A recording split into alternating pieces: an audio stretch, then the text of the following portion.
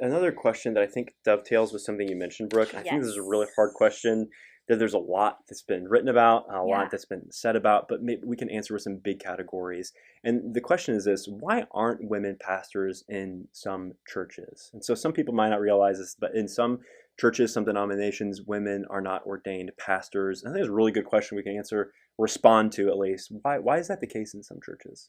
Yeah, that's a really good question. And this has been kind of a tricky one for me to dive into. I've actually been doing a lot of research on it, and so I'm going to try to be succinct in all of this. But in some churches, um, women aren't allowed to be pastors because of this.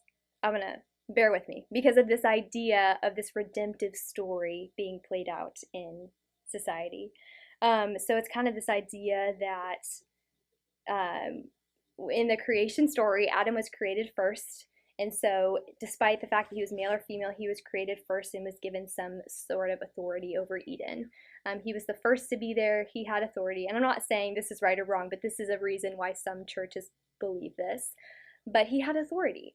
And Eve was second, and Adam kind of had this not like protective power over her, but like he was kind of there to, like when she sinned and ate of the forbidden tree, like Adam sinned too because he kind of had this authority. Kind of like your boss would get in trouble if you messed up at work, Hmm. which might not be the best example. Like he dropped the ball. He Yes. he was responsible for being there and he wasn't. And Yes. so, okay, yeah. And so when Jesus comes along, he is kind of talked about in the Bible as this new Adam. And so he is here to kind of read to this brokenness and this creation story to live a perfect life and kind of live out the law fully, and show us what it looks like to follow Jesus. So he's recognized as this new Adam. And the fact that he is a male, some would argue, is to kind of parallel the creation story. So it doesn't have anything to do with that men are better than women. It's just kind of the parallel of the creation story. Hmm. And so go to now, we have pastors and elders who are supposed to be in charge of the church and kind of steward it well, which is a type of authority, but they are kind of representing like Jesus and striving to be holy. And so some would argue that they are male because of this like parallel redemptive story that is playing out over time, Hmm. which I know can be so hard to grasp. To be honest, it's something like I'm still thinking through. But that is a reason why some women aren't allowed to be pastors. And it's not the fact that they aren't good enough, that they don't have anything to say, that they aren't able. It's just God's picture for authority and his design for authority is good, and it's different than society's design for authority. Hmm. So in society, we've probably all had like bosses or parents or managers who have maybe, manipulated us or been like wronged us in some way, but God's authority is good, and it's just and it's different. Would you have anything Yeah, I know like you said want a to? lot of big categories, good things. So you're saying that not every church is the same in this way, right? But some churches who believe that certain passages of the Bible are clear that only ordained men, not all men, but certain very few men are supposed to be pastors in the church. Their reason is A, because the Bible commands it, but it's not because they're better. The Bible is really clear that men and women are equal in dignity, equal in value, equal in the ways that they exercise their gifts.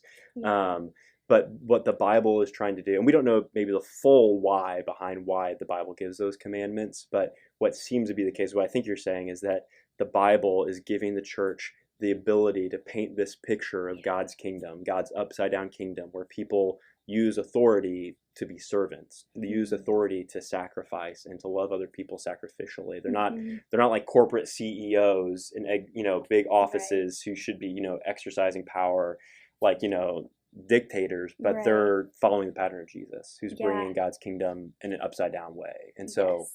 and that way, maybe it's a way to give people a picture of the gospel through Yeah. using for the church being organized in that way. Yeah. Yeah. That you said that a lot better than I No, did. I mean you said all of it, but I just think, That's and yes. but I think that's also one of those things too, where there are faithful Bible believing churches who have different views on it. So Oh if yes. you're out there and you're like, oh my gosh, I have no idea what are the parts of the Bible that describe that. what are the, how do I think about that more deeply? I would really recommend that you find somebody you trust, who trusts the Bible, but who also loves you, loves other people, to ask them about that. We're going to publish a lot, not publish, we're going to release and document a lot of the responses to our questions. And so we'll include some more stuff about this particular question, and all of our questions as well, with parts of scripture and things like that you can look up. So we'd invite you to dig into that some more.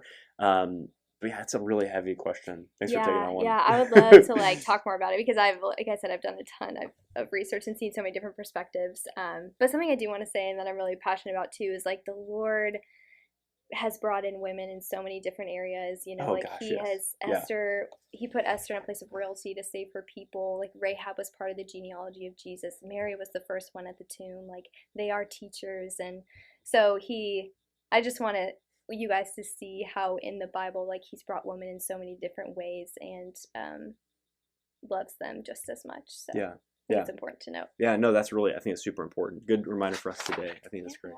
Hey guys, thanks for watching. We here at Crossing Students hope that these videos serve you well in growing in your understanding that Jesus is more. We're going to be putting out new videos each and every week with a bunch of new content. So if you have any questions about a video or have any ideas for a new video, please put those in the comments below. Please don't forget to like and subscribe. Thanks guys.